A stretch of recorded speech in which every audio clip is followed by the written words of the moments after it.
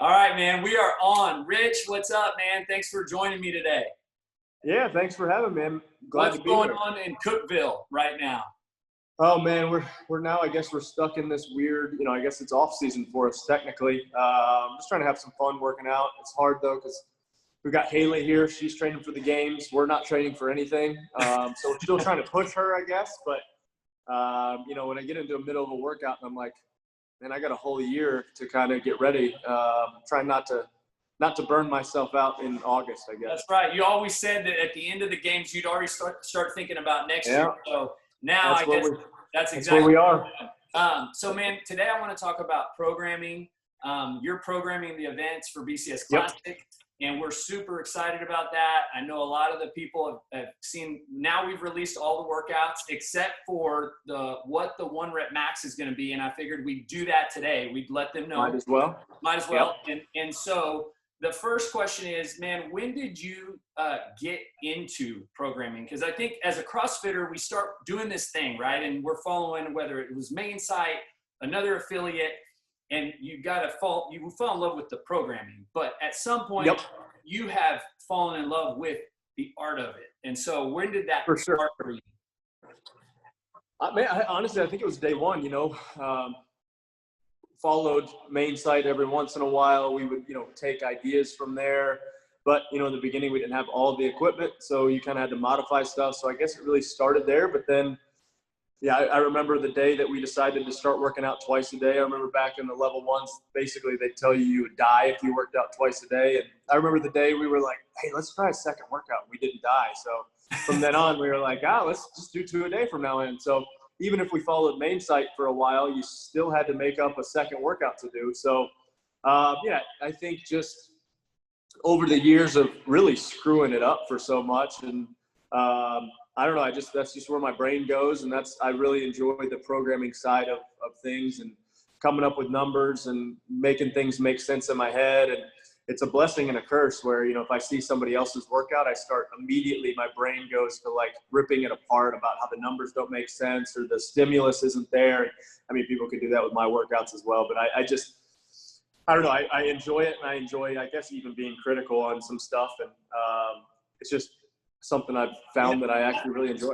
I think as I've been in CrossFit for these years and studied a lot of different people's programming from not just like I'm criticizing it, but more so appreciating it, right? When you've got the CrossFit Games, you've got other competitions, you've got other affiliates.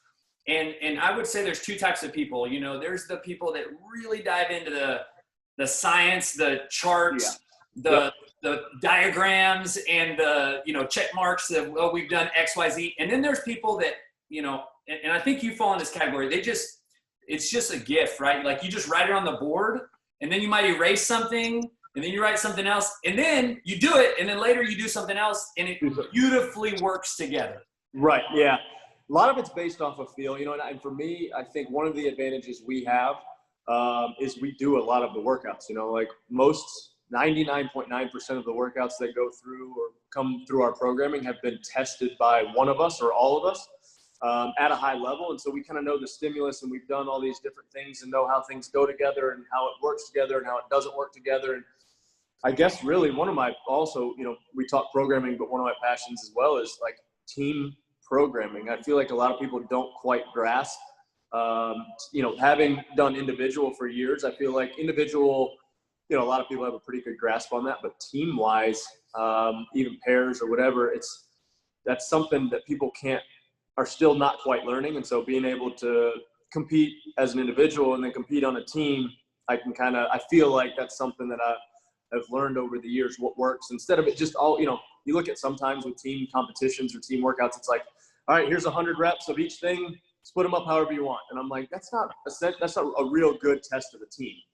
Yeah. And so I don't know. We just, when you program for a competition, and we'll dive into the ones for this competition, but when take last year's Mayhem Classic, you're trying to find the fittest individual, what was your process for that? Like, how did Rich process the events? Honestly, it was looking, anytime we came up or did a training session where I was like, man, that's a good workout. You kind of know, you know a difference between a training session workout and like a competition workout. I guess it's hard to kind of explain that, but you just, after over years, like, one, I personally don't think strict pull-ups should be in a competition. I really don't think push-ups should necessarily be in a competition because people cheat those. And so there's certain movements you try to shy away from because you know that you've got to do a good job of taking the human error out of play, and try to make the standards as simple as possible. That's something we tried to do with when we were going to have Madness and do the qualifier workouts. Is like, let's take all these stupid little like 2-foot takeoff thing out of there. Like, who cares? Get over the box, get over the rower. If somebody's faster stepping over, step over. It's like, and we, as the games and as CrossFit's kind of evolved, I think the games has done a good job of that. So that's just something I look at as far as like standards immediately. But then, just like I said, looking at workouts, doing a workout, I'm like, man, it's a pretty good test. I'd like to see somebody else do that, see if they could beat that. And then, having options, I guess, with different movements, different time domains, and making sure we're kind of, you go to a level 1 and you see what CrossFit's definition of fitness is. We try to test somebody in all different areas, the different metabolic pathways, and then the 10 general physical skills. I think you take those two definitions of fitness and combine them into one. I think you're well on your way to finding a really fit individual. As this sport evolves, right, over the next decade and beyond, you're going to have a lot of people coming into the programming space, and there are already, but we've seen it really in the last 5 years, even with affiliate programming. But as competitions grow, and you're going to now, personally, I don't think very many people can say that they have competed at the highest level as many times as you have, right? So, so the reason I want to ask this question is because how much of that, like you're being a CrossFit Games athlete individually for 4 years, being a team athlete for 5, not just at like an in-house competition. I'm talking the highest level from you, like you said, judges, human error. Was that fun? Right, exactly, yeah. How did that feel? There's all those things that play in because it's like you want the athletes to have fun, but not every workout can be fun. There has to be some workouts that are like, I hate gut check or grunt type workouts, but there is a need for that. But definitely a need for high skill stuff as well to test that. You also want the fans to be enjoying what they're watching, because really without them, you don't have a show. So there's a lot that goes into it. You kind of look at, all right, how can we, and I think the Games has done a great job. I keep coming back to that, of like telling a story. As an athlete, at times you're kind of frustrated when they make you break it up at certain places because there's no, if you had a rep scheme in your head that you thought, all right, I can beat somebody here, but we have to break it into 3s. That's super frustrating, but I see the point of it. Like at some point, there's a balance between the athlete and the event coordinator and the spectators. And then you got to look at space, and then you got to look at equipment, and then you got to, there's so many different things, and the number of judges you're going to have, like, especially on team stuff, if you're going to have a bunch of different movements, you've got to like make sure that, you don't need 6 different judges. Really 1 to 2 is probably your top, your limit on that. But I enjoy it. How much of your history at that level has influenced and helped you write programs? Oh, immensely. I mean, like I said, I've been to some events that I was like, wow, I'll never do that event again, or wow, that was a really well done event. And even at the events that you're like, oh, that was crap, there's still something you can take away. Mm-hmm. Something good, or even something bad that all right, well, we won't do that. And so yeah, there's all, I mean, like you said, it's 10 years. Would you say, kind of in a state of vulnerability, is there any exposed weakness because you've competed at that level in programming? Yeah, for sure. I mean, like I said, I know for sure I excel, and I'm way better at stuff with a little bit of skill. If it's grunt work, and part of that is, I've been doing it for 10, 11 years. I just don't really want to push that hard on those grunt type workouts. I feel like I don't have anything to prove. It's just like, all right, this isn't fun. So, I try to, me personally, I would rather, especially in a competition that's not for the games or something like that, you want to make it a little bit more fun, Yeah. So Is a great segue into BCS Classic. there we go. That's what it's about, man. It's a fun event. So let's dive into the events and, give me a little insight into how you came up with it. Was this some like secret workout you did one time that you were like, oh, this would be so cool with a partner. Here's how it would look. Or the first the first event, which is the 30-calorie, and I will go through RX versions, and we're not going to go into intermediate or scale. It's just going to be the RX. So 30, 20-calorie bike row, 30 for the guys, 20 for the ladies, which 2 people working at a time. You choose. Anybody can be on either one. Then you go to a barbell. You've got 60 power snatches as a team. And then you transition back to the 30 or 20 for ladies calorie bike row. Again, doesn't matter who gets on what. And then finish with 60 clean and jerks at 135. So how did you come up with it? Yeah, so it's a little bit of an old regional type workout that we did. I don't even remember the exact workout, but it had the bike and row thing in there. But they were actually, you did your 30s, 30 and 20, and then you switched to the other machine and did 30 and 20. So I kind of broke it up with the barbell. Everybody likes to lift the barbell. It's not CrossFit if you don't have Grace or Isabel somewhere in there. So we're going to do it twice. Technically, it's still single Isabel, single Grace in there. Yeah. You look at a lot of these programs and people get so far-fetched and away from CrossFit. I try to keep what we do, mostly CrossFit, especially when we're talking events. And so I feel like that's a pretty pure CrossFit type workout. There's a little strategy in there, like, do you want to hit the row and then go to the snatch? Do you want to go back to the row? Is somebody better on the bike? So there's a little strategy to it, but mostly it's, and I kind of like all right, both people are working, both people are fatigued. Who wants to step up and hit that barbell first, and who wants a little bit more rest going to the bike, or back to the machine. So, we didn't want it to be a just completely shared reps. It's a little bit mix of, all right, combined work at the same time, share some reps. So, who's fitter. It's I don't know. I like it. I think it's pretty cool. There's some strategy to it. Yeah. But in the same way, it's a lot of fun too, I think. So how, and this will give people insight as they're preparing, and so many people have already done this workout because we released it a few weeks ago. How you don't know who your partner is yet, but how will you approach it? Like, how would you do it? Personally, the bike I feel like is a little bit slower. So whoever's better on the bike, I would have them go on the bike. And then as far as the snatch and clean and jerk go, I personally 5s. If you can do some touch and go sets, maybe a set of 3 and then 2 singles, touch and go, or just 5 singles, fast singles versus 1-to-1 back and forth. I feel like you get a little bit more of a rest, or even 3s. But doing singles back and forth might punish you a little bit more. Time-wise? But if you feel like getting back on the machine, you're going to be more fresh just doing singles back and forth. That might be better for you. But 5 at 135 or whatever, it's not. In your mind, how much is the difference between somebody, whether they do 3 or 5s, dropping every time or actually holding on to it? It really, honestly, there's not that much time lost as long as, I'm not really sure how the plates and the floor is going to be, but that's going to play into it. But if you can do fast singles, it really is not going to tax. It's going to tax you way less, and it might be a few seconds slower over the full 60 reps. Like I said, even if you want to go 3 and 2 or something like that, we've done that before in certain workouts, but it's just managing that fatigue, that grip. Somebody's going to have to go back to that rower. And then back to the clean and jerk. And then there's a 1 rep max after that. So would you switch who does that, or is it up to kind of depends. And you're going to kind of talk in the middle of it and say, hey, you're going to have a plan going into it. Everybody's going to have a plan. You should have some type of plan. Hey, here's what we're going to do.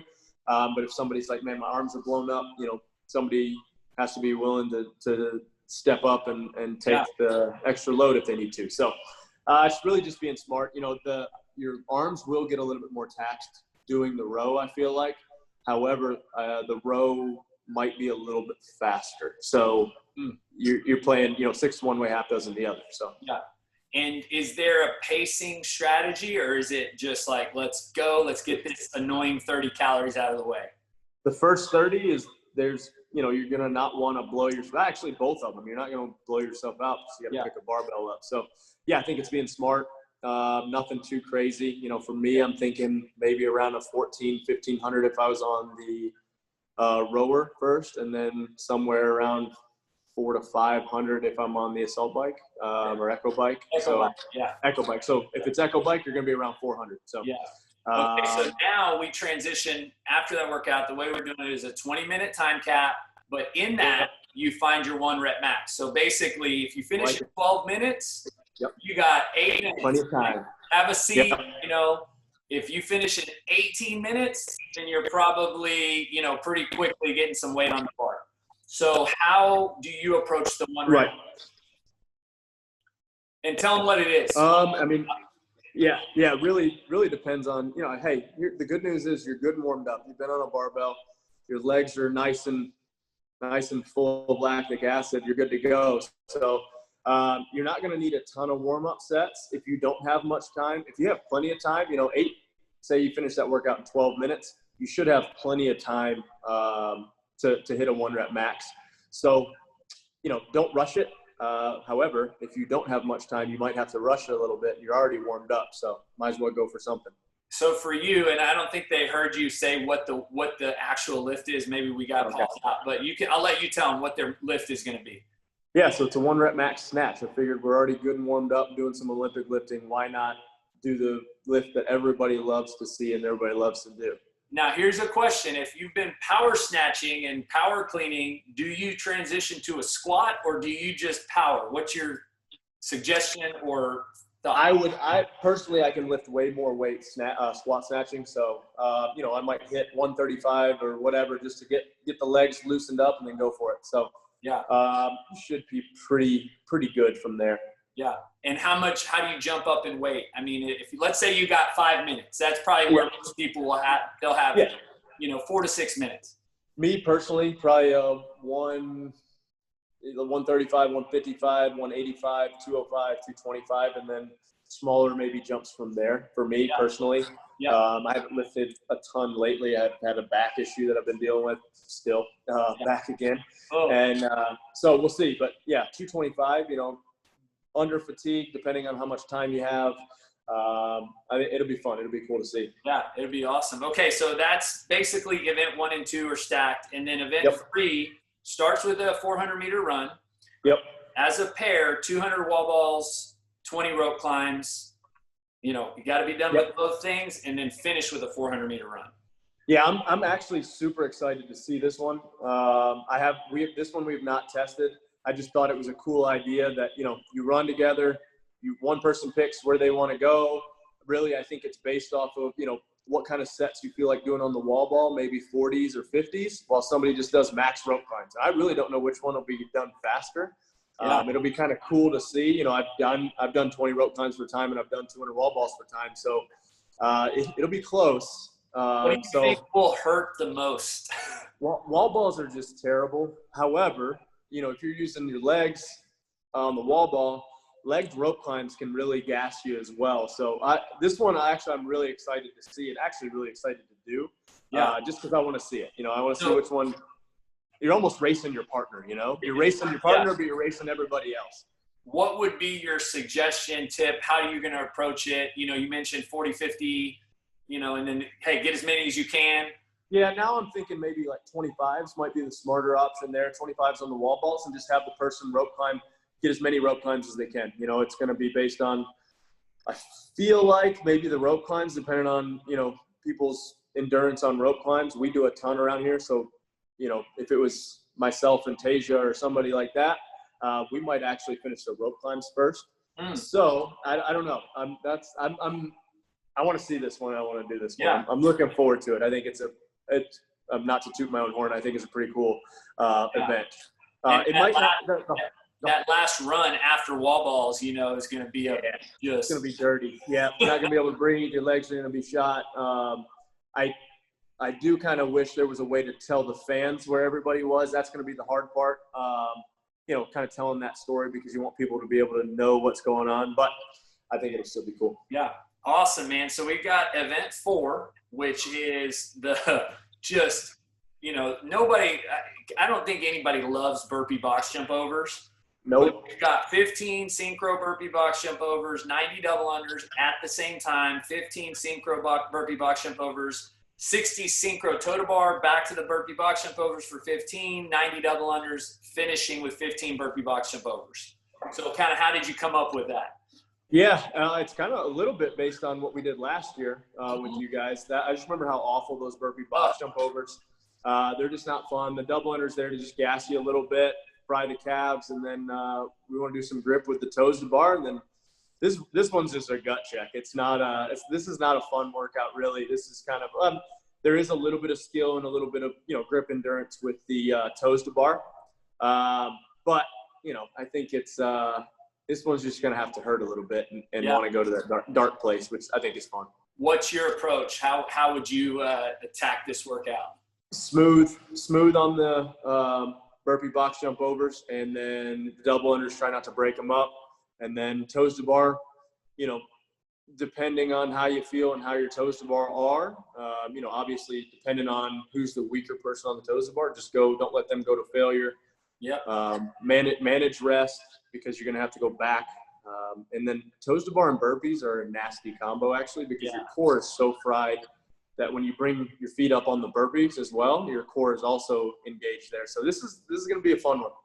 That 60, toe to bar in the middle, and this goes back to kind of what we talked about earlier, is like, you can see a workout when the numbers are pretty, and a CrossFitter is the only person that would ever think that, Right. What prevented you from saying 90, right? Like, here's just where the fun part of it is. How'd you settle on 60 or 45, right? 90 divided by 2, Yeah, so they're all 15s. Everything's divisible by 15 there. Everybody you see that. I know for us, 90, if I was to do if this was a games or a team games workout, 90 is probably the right number there. But I don't want people standing there staring at the bar. We want to be able to showcase, hey, I can do some toes to bar while fatigued, but I don't want people just standing there for a long time. So I thought 90 was a little bit of a reach. 60 might be a little bit on the light side. I guess we could have thrown a 75 in there if we wanted to, but looking at numbers. Yeah, I like it, man. Okay, so that's the events. Let's transition to the fundraiser piece to this. Yep. Right? Last year, that was just from your side, right, of coming down here, not knowing who you're competing with, working out with John Devlin, and the amazing amount of fundraising that was done for that. How was that for you? Oh, it was great. Super rewarding. John's a really cool dude. He's got a really cool story, and then raised a ton of money for Ronald McDonald House, and just to see how fired up he was, and he was all business, ready to compete, and he'd been training for it. So I'm really looking forward to that piece of it. I'm a competitor, and that's what I want to do, and so having him down there, he was just, like I said, he was business, man. We were talking strategy before the workouts, and I'm like, all right, I thought I was just coming down here to just, have some fun. And, it was great. It was a great time. So I'm really looking forward to doing that again. I think there's a piece on that video, and it was either he told me this in person or in the video, but basically he's holding on to the bar for toe to bar. And going. And it was like people weren't cheering on for you to do it. They were cheering on him to hold on.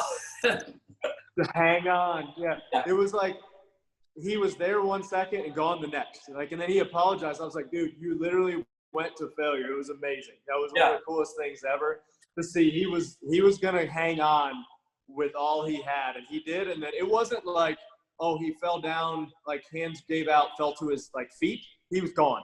Yeah. And so it was awesome. That fired me up. So I'm excited to kind of see who you end up with this year, and just really, the fundraising piece is really a big. My family was touched by Ronald McDonald House Charities. I shared with you my son, who's now 18 months when he was born, and so it's a great organization. And so we're just super grateful that we can tie that into the event. Right. Okay, so the last thing we'll talk through is kind of some of the ways that people currently engage with your programming, right? Because there's a few options. You said now you guys have kind of simplified it. You're either on the competitor package, which includes other, options or inside of it, or the everyday athlete package. So tell me about those two and like how you know where you are as a customer, as a person. So, right. Yeah. So basically we have two, kind of technically three options. You've got the competitors. And this is anybody who wants to do a local competition, wants to be able to do something RX or even elite if you wanted to, and back, who knows if we're going to have sanctionals since everything changes every year. But, somebody it wants to compete a little bit, maybe a little bit, want to do more than their, actual gym programming. So you have the competitor side, and you go, what's Rich doing, which is literally what I do. Competitor, which is pretty close to what I do, but we've also kind of Monday morning quarterbacked it a little bit, and there's a little bit more of a plan to it per se. Then you have some of our accessory program on there. You have access to Mayhem Strength, which Darren programs and does a really good job of.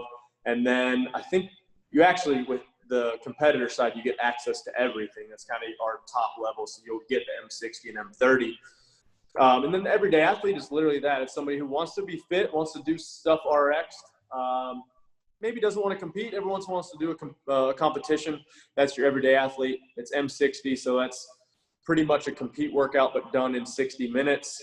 Relatively limited equipment, and then M30 and M30 Plus, which are kind of at home and dumbbell, literal, like very minimal equipment. So those are our two. But then we've also done some pretty cool stuff over the last couple months where the first session for your athlete, like competitor program, they have access to a YouTube live Monday through Thursday where we do the workouts with them, the first session. Oh, cool. And then for the everyday athlete, yeah, it's fun. It's been really fun. So there's like 50 people that get on there and just on YouTube and chime in back and forth. And we've got a pretty cool little group. Everything's through Sugar One as well, but we have that YouTube live group that people can and the videos are archived, so everybody can go back and watch them. And then for the M30, Ellie goes through the M30 every morning as well. So there's that YouTube live as well. So we've been doing some pretty cool stuff, and it's been fun to kind of, like there's days where you're like, man, I really don't feel like doing this. But yeah, it gives you that little extra push, and then having the community side of it. And like I said, there's 30, anywhere from 30, most days like 40 to 45. It keeps creeping up a little bit more. And you don't really see their faces, but their personalities are on the YouTube chat. And so it's been a ton of fun to do that and get to know everybody. And it's been great. Well, and it's a cool way that they can experience training with you, right? Yeah. Virtual, Yep. And it's included. And they can kind of see how we break it up and ask questions. And like, they may not be, some people are doing the workout in their garage or wherever they are at the same time we do. Yeah. And then some are just kind of peeping in and, checking in, talking to everybody and seeing what we do and how we do it for later. So it's been a ton of fun. And so the next one is the affiliate programming. And how long ago did y'all do this? So we started this last couple months. And so Darren, my cousin Darren, who's been the head coach at Mayhem for years, and he moved back to Michigan.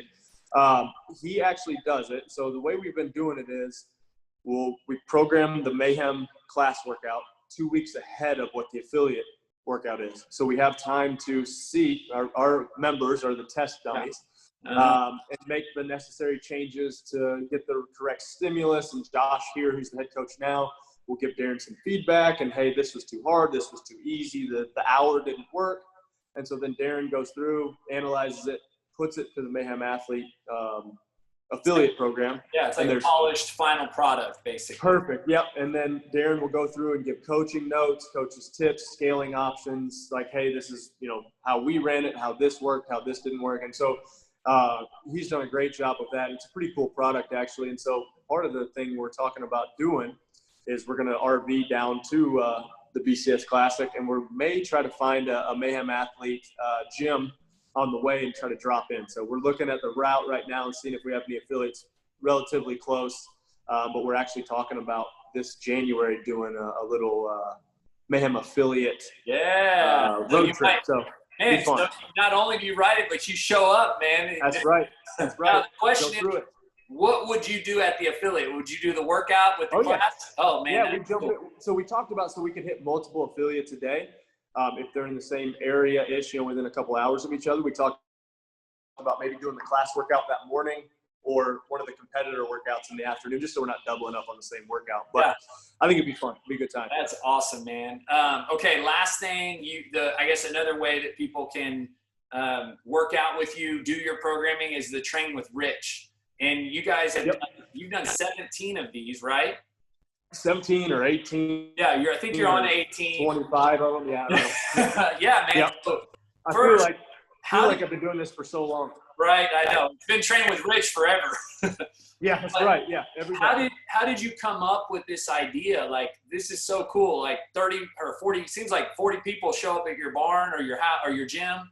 Yeah, so it was after 14 when I decided to step away. You know, everybody had been trying to get me to do something like that for years, and I felt like I couldn't give away my trade secrets when I was an individual, even though there's not really any secrets whatsoever. So we just decided, hey, let's try to, you know, we actually cap it at 30, and then we have some kind of like, you know, we have some athletes that'll come in and help out with it.